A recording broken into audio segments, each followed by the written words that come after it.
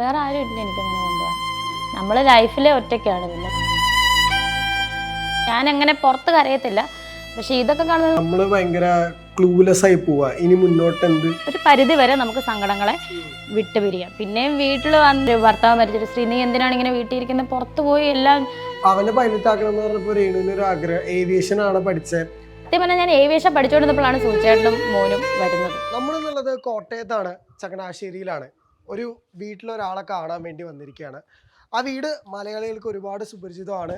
മലയാളികൾ ഒരുപാട് സങ്കടത്തോടു കൂടെ കണ്ട ഒരു സംഭവമാണ്. എന്നാൽ അതിൽ നിന്നെല്ലാം ഒരുപാട് നാളുകളായി അതിൽ നിന്നെല്ലാം വലിയ രീതിയിലുള്ള പുതിയ ജീവിതത്തിലേക്ക് രേണു കടന്നു കഴിഞ്ഞു. നമ്മൾ എന്നുള്ളത് സുധി ലയത്തിലാണ്. നമസ്കാരം. ഹായ്, നമസ്കാരം. ഇപ്പോൾ ശരിക്കും പറഞ്ഞു കഴിഞ്ഞാൽ 2 കൊല്ലം ആവുന്നു. ജൂൺ 5 അതെ, ഒരുപാട് മാറിയിട്ടുണ്ട് ജീവിതം. ആര്, ഞാനാണോ ജീവിതം? ഒരുപാട് മാറിയിട്ടുണ്ട്. കാരണം ഞങ്ങൾ ആദ്യമായിട്ട് അന്ന് ഫ്ലവേഴ്സിൽ വെച്ചിട്ടാണ് രേണു ഞങ്ങള് സുചേട്ട പരിചയപ്പെടുത്തുന്നത്. അപ്പൊ അത് കഴിഞ്ഞിട്ട് ഇപ്പൊ 2 വർഷം 4-5 വർഷമായി. ശരിക്കും എങ്ങനെയാ ഈ 2 വർഷത്തെ ജീവിതത്തിലെ കാണുന്നത്? ശരിക്കും ചേട്ടനുള്ള സമയത്തെ ജീവിതമാണോ അതോ ഈ മരിച്ച് പോയി കഴിഞ്ഞിട്ട് വളരെയധികം കഷ്ടപ്പെട്ട് ഇങ്ങനൊന്ന് പിടിച്ചു നിൽക്കാൻ പറ്റുന്ന കുറേ എന്താ പറയുക ഒരുപാട് അനുഭവിച്ചിട്ട് തന്നെയാണ് ഇപ്പോഴും അനുഭവിച്ചുകൊണ്ടിരിക്കുന്നു. പക്ഷെ നമ്മൾ തളർന്നു പോയി കഴിഞ്ഞാൽ നമുക്ക് ചുറ്റുമുള്ളവർ, അതായത് നമ്മളെ ആശ്രയിക്കുന്ന മക്കളുണ്ട്, ഫാമിലി ഉണ്ട്, അപ്പം അവരും കൂടെ തളർന്നു പോകും. സോ അതിൽ നിന്നെല്ലാം നമ്മൾ ആരെന്തും പറഞ്ഞോട്ടെ മുന്നോട്ട് എന്നുള്ള ഒരു ഒറ്റ തീരുമാനത്തിലാണ് ഇപ്പം ഇങ്ങനെ പിടിച്ചു നിൽക്കുന്നത്. ഈ 2 വർഷത്തിൻ്റെ ഇടയ്ക്ക് ഇങ്ങനെ പിടിച്ചു നിൽക്കാൻ കാരണം അത് തന്നെയാണ്, മുന്നോട്ട് പോവുക തന്നെയാണ്. ഈ ചേട്ടൻ ഉണ്ടായിരുന്ന സമയത്തും ഈ ചേട്ടനെ എല്ലാവർക്കും ഭയങ്കര ഇഷ്ടമായിരുന്നു. കാരണം ഇപ്പൊ സ്റ്റാർ മാജിക്കിനേക്കാൾ ഉപരി ചേട്ടനെ ഒരു എന്റർടൈനർ ആയിട്ട് നമ്മൾ ഒരുപാട് വർഷം കണ്ട. അപ്പം രേണു കണ്ട സുധി എന്നൊരു എന്റർടൈനർ ശരിക്കും എങ്ങനെയാണെന്ന്? രേണു സുധി ഇപ്പം എന്നെ സംബന്ധിച്ച് എന്താ പറയുക, ഞാൻ ഒരു തിയേറ്റർ ആർട്ടിസ്റ്റാണ്, സ്റ്റേജ് ആർട്ടിസ്റ്റാണ്. അതായത് പ്രൊഫഷണൽ ഡ്രാമ ഗ്രൂപ്പായ കൊച്ചിൻ സംഗമേത്രയുടെ ആർട്ടിസ്റ്റാണ്. ഇപ്പം ഞങ്ങൾക്ക് 24th ഞങ്ങളുടെ ലാസ്റ്റ് ഡ്രാമയാണ്. അതായത് ഇപ്പം എന്താ പറയുക, നമ്മുടെ സീസൺ കഴിയുമല്ലേ നാടകത്തിന്, അതുപോലെ സിനിമ കിട്ടിയിട്ടുണ്ട്. അപ്പം എന്നെക്കൊണ്ട് കഴിയുന്നത്തോളം രീതിയിൽ ഞാൻ ഇതിലൊക്കെ നല്ല തിരക്കിലാണ്. അപ്പം കഴിയുന്ന പോലെ ഞാൻ അഭിനയിക്കുന്നുണ്ട്, പ്രേക്ഷകർക്ക് മുന്നിൽ ചെയ്യുന്നുണ്ട്. ഈ തിരക്കുകളാവാന്ന് പറയുമ്പോഴേ നമ്മൾ കുറച്ചുകൂടെ നമ്മുടെ ജീവിതം ഇപ്പൊ ഒരു സൈഡിൽ സങ്കടങ്ങൾ ഉണ്ടെങ്കിലും നമ്മൾ തിരക്കുകളിൽ നമ്മൾ ഒരുപാട് ഇൻവോൾവ് ആയി കഴിഞ്ഞാൽ സങ്കടങ്ങൾ മറക്കാന്നും കൂടെ പറയുമല്ലോ. സങ്കടങ്ങൾ മറക്കാമെന്ന് ഒരു പരിധി വരെ മറക്കാം. അപ്പം മുഴുവനായിട്ട് പൂർണ്ണമായിട്ട് നമുക്ക് മറക്കാൻ പറ്റില്ല. ഒരു പരിധി വരെ നമുക്ക് സങ്കടങ്ങളെ വിട്ടുപിരിയാം. പിന്നെയും വീട്ടിൽ വന്ന് പിന്നെ തിരിച്ച് നമ്മുടെ റൂമിൽ വരുമ്പോൾ നമുക്ക് പിന്നെ വിഷമം തോന്നും. വിഷമം വരും, വേറൊന്നും അല്ല, പിന്നെ ചിന്തകളായിരിക്കും. ഒറ്റയ്ക്ക് നമ്മളെ മുഴുവൻ ചിന്തകൾ കൂടിക്കഴിഞ്ഞാൽ നമുക്ക് ടോട്ടലി നമ്മൾ ഇതായിപ്പോവും. പിന്നെയും ഒന്ന് വർക്കൊക്കെ ആയി ഒന്ന് ഇതാകുമ്പോൾ പിന്നെ അതങ്ങ് മറക്കും. അങ്ങനെയാണ്. പിന്നെ തീർച്ചയായിട്ടും വരും. ശരിക്കും ഇപ്പൊ ഇവിടെ ആരൊക്കെയുള്ളത്? ഇവിടെ എൻ്റെ പപ്പയുണ്ട്, എൻ്റെ അമ്മയുണ്ട്. അവരുണ്ടായിരുന്നു, സുചേട്ടന് ഉള്ളപ്പോഴും ഉണ്ടായിരുന്നു. കാരണം കുഞ്ഞിനെ നോക്കാൻ വേറെ ആരുമില്ല. അവന് 5 വയസ്സല്ലേ ഉള്ളൂ. അപ്പോൾ അവൻ്റെ കാര്യങ്ങളൊക്കെ നോക്കണം അവരാണ്. അതുപോലെ ചേച്ചി ഫാമിലി തൊട്ട് പുറകിൽ ഒരു വാടക വീട്ടിലാണ് താമസിക്കുന്നത്, ഇതിൻ്റെ പുറകിലായിട്ട്. അപ്പം അവരുടെ മക്കളുമായിട്ട് ചേച്ചിയുടെ മക്കളും കുഞ്ഞുമാണ് ഒരുമിച്ചാണ് വളരുന്നത്, ഒരുമിച്ചാണ് പഠിക്കുന്നത്. അപ്പം അവന് കൂട്ടില്ലല്ലോ. കിച്ചു അവധിക്ക് വരും. അവനിപ്പം പഠിക്കുന്നത് കൊല്ലത്തായതുകൊണ്ട് അവിടെ നിന്നാണ് പഠിക്കുന്നത്. ഇരുന്നോളൂ. ഇപ്പോ ഈ ഒരു ദിവസത്തെ ഇപ്പോഴത്തെ ഒരു ജീവിതം എങ്ങനെ? ശരിക്കും ഷൂട്ടൊക്കെ ഉള്ള ദിവസമൊക്കെ ആണെങ്കിൽ ഷൂട്ടുള്ള ദിവസം അവർ പറയുന്ന ടൈമിൽ നമ്മൾ ലൊക്കേഷനിൽ ചെല്ലണം. ആൽബം ആണെങ്കിലും വെബ് സീരീസ് ആണെങ്കിലും സിനിമയാണെങ്കിലും അവിടെ ചെന്ന് എല്ലാവരുമായിട്ട് ഞാൻ ഓൾറെഡി മിങ്കിളാണ്, സംസാരിക്കും നല്ല രീതിയിൽ. പിന്നെ ഷൂട്ട് കഴിയുക, തിരിച്ചവർ പറയുന്ന നമ്മൾ റൂമുണ്ടായിരിക്കും, അവിടെ പോവുക, ഫുഡ് കഴിക്കുക, കിടന്നുറങ്ങുക, പിന്നെ പിറ്റേന്ന് വരെ. ഇതാണ് ഷൂട്ടുള്ള ദിവസം. ആരും കൊണ്ടുപോകത്തില്ല. ആരും കൊണ്ടുപോകത്തൊന്നുമല്ല, ഞാൻ ഒറ്റയ്ക്കാണ് പോകുന്നത്. കാരണം ആരുമില്ല എനിക്ക് വരാൻ. അമ്മയ്ക്കും പപ്പായ്ക്കും ആണെങ്കിൽ കുഞ്ഞിനെ നോക്കണം, ഇവിടുത്തെ കാര്യങ്ങൾ നോക്കണം. വേറെ ആരും ഇല്ല എനിക്കങ്ങനെ കൊണ്ടുപോകാൻ. നമ്മൾ ലൈഫിലെ ഒറ്റയ്ക്കാണ്. പിന്നെ നമ്മൾ എന്താ പറയുക, ഇങ്ങനെയുള്ള കാര്യങ്ങൾക്ക് ഒറ്റയ്ക്ക് പോകുന്നതാണ് എന്നെ സംബന്ധിച്ച് എനിക്കതാണ് നല്ലത്. ഈ ആദ്യത്തെ ആൽബം ഓഫർ വരുന്നത് ശരിക്കും എങ്ങനെയായിരുന്നു? അന്ന് താല്പര്യം ഉണ്ടായിരുന്നോ ഈ അഭിനയിക്കാനും അങ്ങനെയൊക്കെ? ആദ്യം ഒരു ചെറിയൊരു വേഷമാണ് ഞാൻ ആൽബത്തിൽ ചെയ്തത്. ഒരു 1-2 വർഷം മുന്നെയാണത്. അതായത് കുഞ്ഞിപ്പൂ എന്ന് പറയുന്നൊരു ആൽബം. അതിലൊരു ചെറിയ നേഴ്സിൻ്റെ വേഷമാണ്. അപ്പോൾ അത് സൂര്യഗായത്രി എന്ന് പറയുന്നൊരു ഡയറക്ടറാണ്. അവർ ഈ ആൽബംസ് ഒക്കെ ചെയ്യണതാണ്. അപ്പോൾ അവർ എന്നെ വിളിച്ചപ്പോൾ ഒരു ചെറിയ വേഷമാണ് ചെയ്തത്. അത് അത്യാവശ്യം നല്ല രീതിയിൽ ഓക്കെ ആയി. അത് കഴിഞ്ഞിട്ട് പിന്നെ മെയിനായിട്ട് വരുന്ന ആൽബമാണ് ഇപ്പോൾ ഈ അടുത്തിടെ ഇറങ്ങി. 8 ദിവസം ആയതേ ഉള്ളൂ, 1 മില്യൺ കഴിഞ്ഞു. ഒരുപാട് നന്ദി പ്രേക്ഷകർക്ക്. അപ്പോൾ അത് ജിന്നു ഡയറക്റ്റ് ചെയ്ത കരിമിഴി കണ്ണാനെ. അപ്പോൾ അതെന്നോട് ഇങ്ങനെ നാടൻ പാട്ടാന്ന് പറഞ്ഞു. പാട്ട് എനിക്ക് കേട്ടപ്പോൾ തന്നെ ഭയങ്കര വല്ലാത്തൊരു ഇഷ്ടം തോന്നി പാട്ടിനോട്, ഭയങ്കര ഒരു. പിന്നെ അവർ നായകനെ തിരഞ്ഞെടുത്തു. എൻ്റെ അടുത്ത് ഓക്കെ ആണോ രേണുന്ന് ചോദിച്ചു. ഞാൻ ഓക്കെ ആണെന്ന് പറഞ്ഞു. അങ്ങനെയാണ് ആ ഒരു ആൽബത്തിലേക്ക് കടന്നത്. ഈ ശരിക്കും നമ്മുടെ ഒരു ലൈഫിലെ ഒരു സ്റ്റേജിൽ വെച്ചിട്ട് നമ്മൾ ഭയങ്കര ക്ലൂലെസ് ആയി പോവുക, ഇനി മുന്നോട്ട് എന്ത് ചെയ്യുമെന്ന് അറിയാത്ത. ശരിക്കും ആ സമയത്തൊക്കെ കൂടെ മെന്റലി സപ്പോർട്ട് ചെയ്ത് ശരിക്കും ആരൊക്കെയായിരുന്നു ഇപ്പൊ ഓർത്തെടുക്കും? അങ്ങനെ മെന്റലി ഫ്ലവേഴ്സ് ഉണ്ടായിരുന്നു, സുചേട്ടൻ്റെ സഹപ്രവർത്തകരുണ്ടായിരുന്നു, എൻ്റെ പപ്പ, എൻ്റെ അമ്മ, എൻ്റെ ചേച്ചി, കൂട്ടുകാർ, മോൻ, മക്കള്. കുഞ്ഞിനെ അറിയത്തില്ലല്ലോ, അവൻ്റേതായിട്ടുള്ള രീതിയിൽ സപ്പോർട്ട് ചെയ്യുമായിരുന്നു.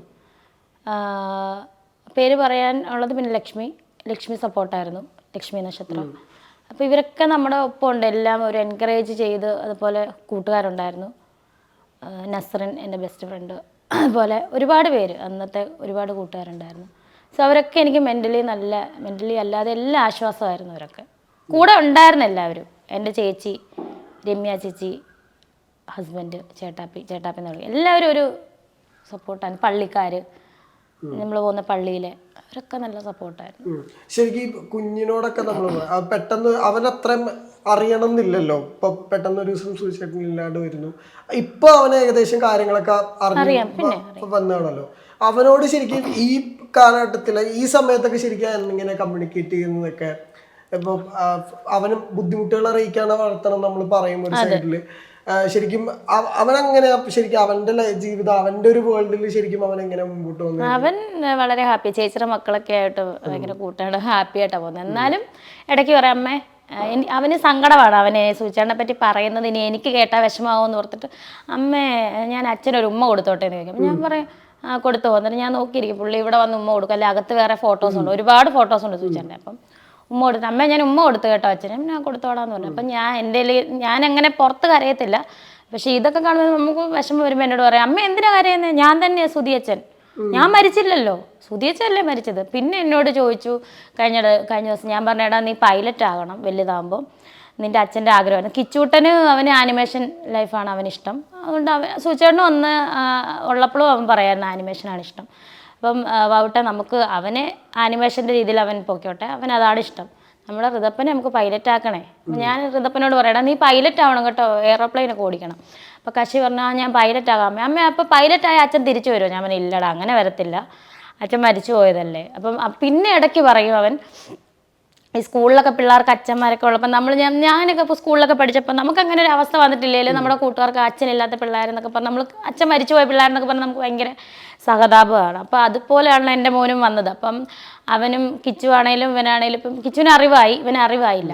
അപ്പോൾ അവൻ എൻ്റെ അടുത്ത് പറഞ്ഞു, അമ്മ എനിക്ക് മാത്രം അച്ഛനില്ല. ഞാൻ ചോദിച്ചു നീ എന്ത് വർത്താനം പറയുന്നത്, നിൻ്റെ അച്ഛനല്ലേ സുധിയച്ഛൻ, അച്ഛൻ മരിച്ചു പോയെന്നല്ലേ ഉള്ളൂ, നിൻ്റെ അച്ഛനാകാതിരിക്കുമോ, നിൻ്റെ അച്ഛൻ തന്നെയാണെന്ന് ഞാൻ പറഞ്ഞു കൊടുക്കും. അങ്ങനെ ഈ അവനെ പൈലറ്റ് ആക്കണം എന്ന് പറഞ്ഞപ്പോൾ രേണുവിന് ഒരു ആഗ്രഹം ഏവിയേഷൻ ആണ് പഠിച്ചത്. ആ തരത്തിൽ ശരിക്കും ആഗ്രഹങ്ങൾ പിന്നെ സത്യം പറഞ്ഞാൽ ഞാൻ ഏവിയേഷൻ പഠിച്ചുകൊണ്ടിരുന്നപ്പോഴാണ് സൂചേട്ടനും മോനും വരുന്നത്. അപ്പം ഞാൻ എൻ്റെ പഠിത്തമൊക്കെ ഉഴപ്പി എൻ്റെ കരിയർ പോലും ഉപേക്ഷിച്ചിട്ടാണ് ഞാൻ അവർക്ക് വേണ്ടി ജീവിതം, ഞാനത് എങ്ങും പറഞ്ഞിട്ടില്ല എന്ന് തോന്നുന്നു. എനിക്ക് അവർക്ക് വേണ്ടി, കാരണം എനിക്ക് ഏവിയേഷൻ പഠിച്ചു കഴിഞ്ഞ് എനിക്ക് ബാംഗ്ലൂരും അതുപോലെ എയർ ഇന്ത്യയിലും ഞങ്ങൾക്ക് ട്രെയിനിങ് വരെ കഴിഞ്ഞതാണ്. ബാംഗ്ലൂർ എയർപോർട്ട് ഗ്രൗണ്ട് സ്റ്റാഫായിരുന്നു, ഞാൻ ഗ്രൗണ്ട് സ്റ്റാഫിനാണ് പഠിച്ചത്. സോ അപ്പം 2 വർഷത്തെ ഡിപ്ലോമയും അതാണ് പഠിച്ചത്. അപ്പം എനിക്കത് കഴിഞ്ഞ് നെടുമ്പാശ്ശേരി എയർപോർട്ടിൽ ജോലിക്ക് 40,000 രൂപ സാലറി, അങ്ങനെയാണ് സ്റ്റാർട്ടിങ്. അവർ ആ സമയത്ത് അങ്ങനെയാണ് പറഞ്ഞത്. അതിന് ഇൻ്റർവ്യൂ പോലും ഒരു കുഴപ്പമില്ല. അപ്പം നമ്മുടെ ഒരു ഫ്രണ്ടുണ്ട് അവിടെ, സൂചേട്ടൻ്റെ ഫ്രണ്ടുണ്ട്, സൂചേട്ടൻ്റെ വൈഫിനെ ഇങ്ങോട്ട് വിട്ടോളൂ, നമുക്ക് ഓക്കെയാണ്, നെടുമ്പാശ്ശേരി സെറ്റാണ്, ജോലി സെറ്റാന്ന് പറഞ്ഞപ്പം കിച്ചു പറഞ്ഞു. കിച്ചു വന്ന് കുഞ്ഞാ 6ൽ പഠിക്കുന്നത്, 7ൽ പഠിക്കുന്നത്, ഞങ്ങൾക്ക് അന്നും കുഞ്ഞ് തന്നെയാണ്, 13 വയസ്സുണ്ട്, 12 വയസ്സുണ്ടെന്ന് തോന്നുന്നു. അപ്പോൾ അവൻ പറഞ്ഞു 11-12 വയസ്സുണ്ട്. അപ്പോൾ പറഞ്ഞു അച്ഛ ഇങ്ങനെ പറഞ്ഞത്, അച്ഛ അമ്മേനെ നമുക്ക് ഇപ്പം കിട്ടിയതല്ല, ഈ അമ്മേനെ ജോലിക്ക് വിടണ്ട അച്ഛ, അമ്മേനെ ജോലിക്ക് വിട്ട് കഴിഞ്ഞാൽ അമ്മ വേറെ സ്ഥലത്ത്, നമ്മൾ 2 വേറെ സ്ഥലത്ത്. സുചേട്ടനോട് വാവട്ടെ ഇങ്ങനെയാണ് കിച്ചു പറയുന്നത്, നീ എന്താ തീരുമാനം? ഞാൻ പറഞ്ഞു എൻ്റെ അതങ്ങ് ഞാൻ ഉപേക്ഷിക്കാം, എനിക്ക് നിങ്ങൾ മതി, നിങ്ങളാണ് എനിക്ക് വലുത്. കാരണം കിച്ചുവിൻ്റെ വാക്കുകളാണ് എനിക്ക് വലുത്. അവന് അമ്മയില്ലായിരുന്നു, അപ്പം ഞാൻ വന്നപ്പോൾ അവൻ എന്നെ കണ്ടത് അമ്മയായിട്ടാണ് അന്നും ഇന്നും കാണുന്നത്. അപ്പം ആ കുട്ടിയുടെ ആഗ്രഹമാണ് അമ്മ ഹോസ്റ്റലിൽ അല്ലെങ്കിൽ ജോലിക്ക് പോയി നിൽക്കുക, പൈസ കിട്ടുമായിരിക്കും, പക്ഷെ അവന് അമ്മയോടുള്ള സ്നേഹം അല്ലെങ്കിൽ ആ ഒരു സാമീപ്യം കിട്ടില്ലായിരിക്കും. അതായിരിക്കും ആ കുട്ടി അങ്ങനെ പറഞ്ഞത്. അവൻ ഓർക്കുന്നുണ്ടെന്നല്ല, ഒരുപാട് വർഷമായില്ല. അപ്പം ആ കുട്ടി പറഞ്ഞു, സൂചേട്ടൻ പറഞ്ഞുകൊണ്ട് ഞാൻ പറഞ്ഞു ഏട്ടാ ഇനി ഇൻ്റർവ്യൂ ഒന്നും അറ്റൻഡ് ചെയ്യേണ്ട, എനിക്ക് നിങ്ങളുടെ കൂടെ നിന്നാൽ മതി. അപ്പോൾ സൂചേട്ടൻ പറഞ്ഞു എനിക്കിപ്പം വരുമാനം ഉണ്ടല്ലോ വാവട്ടാ, ചെറിയതാണെങ്കിലും വലുതാണെങ്കിലും വരുമാനമുണ്ട്, സോ നീ ജോലിക്കൊന്നും പോകണ്ട. അങ്ങനെയാണ് ഞാൻ ആ ഒരു കരിയറെ ഉപേക്ഷിച്ചത്. ഇപ്പൊ സുചേട്ടനെ പറ്റി പറയുമ്പോഴേ ഇപ്പൊ പലരും പറയുന്ന ഒരു കാര്യം, അതായത് സുചേട്ടൻ ആർട്ടിസ്റ്റ് ആയിരുന്നു, ഇപ്പൊ സ്റ്റാർ മാജിക്കിൽ ഉണ്ടായിരുന്നു, അല്ലെങ്കിൽ സ്റ്റേജ് ഷോകൾ ഉണ്ടായിരുന്നു, സിനിമകളിലും അത്യാവശ്യം ഉണ്ടായിരുന്നു. ശരിക്കും ഈ സുചേട്ടൻ ഇപ്പൊ എനിക്ക് കോവിഡിന്റെ സമയത്താണ് വലിയൊരു പൈസ അഡ്വാൻസ് കൊടുത്തു വെച്ചിട്ട് വീടിന് അഡ്വാൻസ്, കാരണം ആദ്യം വീട് വേണമെന്നുള്ള ഒരുപാട് ആഗ്രഹത്തിന്റെ പേരിൽ. അപ്പം ശരിക്കും ആ രീതിയിൽ ആ കോവിഡ് വന്നുകൊണ്ടാണ് ആ വീടിന്റെ സ്വപ്നം പിന്നീട് നടക്കാതെ പോകുന്നത്. തീർച്ചയായിട്ടും കോവിഡ് വന്നുകൊണ്ടാണ്. കാരണം അതിന് മുന്നെയാണ് അഡ്വാൻസ് കൊടുത്തത്. സൗദിയിൽ പോയി ഒരു പ്രോഗ്രാം 2-3 പ്രോഗ്രാം അറ്റൻഡ് ചെയ്തിട്ട് വന്നപ്പോൾ ഉള്ള പൈസ അതുപോലെ കൊടുക്കുന്നു. എഗ്രിമെന്റ് 6 മാസത്തെ എഗ്രിമെന്റ്. അതൊരു എന്താ 2020 തുടക്കത്തില് തുടക്കത്തില്. അപ്പൊ എന്താണെന്നറിയില്ല, കുഞ്ഞ് ജനിച്ച സമയം 2019 അവൻ ജനിച്ചത്, അവന്റെ ചെറുപ്പം. അപ്പം നമ്മൾ സന്തോഷത്തോടെ കൊടുത്തതാണ് 6 മാസം കൊണ്ട് ക്ലിയർ ചെയ്യാൻ. എഗ്രിമെന്റ് മുദ്രപത്രത്തിലൊക്കെ ഒപ്പിട്ട് കൊടുത്തതാണ് 6 മാസം. പക്ഷെ അത് വെള്ളത്തിലായി കോവിഡ് വന്നു ആകെപ്പാടെ. പിന്നെ ചേട്ടന് ഭയങ്കര മാനസികമായിട്ട് ഭയങ്കര പ്രശ്നങ്ങളായിരുന്നു. ചേട്ടൻ്റെ കൂടെ തന്നെ ഞങ്ങൾ കട്ടയ്ക്ക് നിന്നുകൊണ്ട്, ഞാൻ എപ്പോഴും സപ്പോർട്ടുണ്ട്, കട്ടയ്ക്ക് നിന്നുകൊണ്ട് ഏട്ടൻ വേറെ രീതിയിലും തളർന്നു പോയിട്ടില്ലായിരുന്നു. ഞാൻ കൂടെ ഉണ്ടായിരുന്നു എപ്പോഴും. ഏട്ടാ അതൊന്നും മൈൻഡ് ചെയ്യണ്ട, പോട്ടെ. ഒരുപാട് സാമ്പത്തിക പ്രശ്നങ്ങൾ വന്നുണ്ടായി. ഫാൻസ് അസോസിയേഷൻ്റെ പേരിൽ ചെയ്തിട്ട് കുറച്ച് പേരൊക്കെ ചേട്ടനെ പണി കൊടുത്തു. ഞാനും ഉണ്ടായിരുന്നു. വിവാദങ്ങൾ വളരെ വലിയ വിവാദങ്ങളായിരുന്നു. പാവം ഒരുപാട് വിഷമിച്ചു. തീർച്ചയായിട്ടും ചെക്ക് കേസ് വന്നു, കള്ളത്തരത്തിൽ തന്നെ. അതൊക്കെ ദൈവത്തിന്റെ ഒരു ഇതായിരിക്കും. എല്ലാം എന്താ പറയാ, കലങ്ങി തെളിഞ്ഞു പിന്നീട്. ആളെന്ന് വെച്ചാൽ ഒരു ഉറുമ്പിനെ പോലും നോവിക്കാത്ത ഒരാളായിരുന്നു. അപ്പോൾ ആൾക്കിട്ട് ഇങ്ങനെ പണി കൊടുക്കുമ്പോൾ അതൊക്കെ മറ്റൊരു രീതിയിൽ അവരോടൊക്കെ ദൈവമേ ക്ഷമിക്കണേ എന്നാണ് ഞാനും സൂചേട്ടനും അന്നും ഇന്നും പറയുന്നത്. പക്ഷെ മറ്റൊരു രീതിയിൽ അവർക്ക് അത് മനസ്സിലാക്കി കൊടുക്കും ദൈവം. പക്ഷെ അവരുടെ അടുത്തൊക്കെ ഇപ്പോഴും ഉണ്ട്. അവരെല്ലാവരും ഇപ്പം കാണുന്നുണ്ടായിരിക്കും, ഇത് അവരറിയുന്നുണ്ടായിരിക്കും. ആർക്കും എൻ്റെ മുന്നിൽ പോലും വരാൻ പറ്റത്തില്ല. കാരണം അതുപോലെയാണ് സൂചേട്ടനായിട്ട് പണിതത്. ഇവരൊക്കെ കൂടെ നിന്നിട്ട് ചതിക്കുമായിരുന്നു. സോ അവർക്ക് ആർക്കും മുന്നിൽ വരാൻ പറ്റില്ല. ഫീൽഡിലുള്ളവരല്ല, അതിന് പുറത്തുള്ളവർ. സൂചേട്ടൻ്റെ ഫാൻസാന്ന് പറഞ്ഞ് നടന്നവരാണ്. കൂടെ കൊണ്ട് അനിയന്മാര് അവരെ മടി കൊണ്ട് നടന്നതാണ് സൂചേട്ടന്മാരൊക്കെ ഒരുമിച്ച്.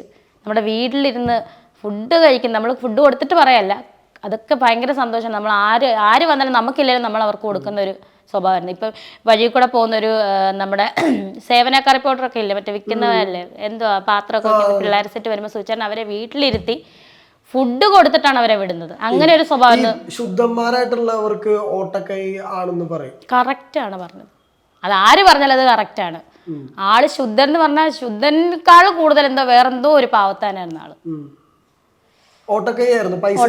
പൈസ നിക്കത്തേ ഇല്ലായിരുന്നു. 1 രൂപ. എനിക്ക് മരിച്ചപ്പോൾ എനിക്ക് 0 ബാലൻസ് ആണെന്ന് തോന്നിയിട്ടുണ്ട് സമ്പാദ്യം മരിച്ച സമയത്ത്.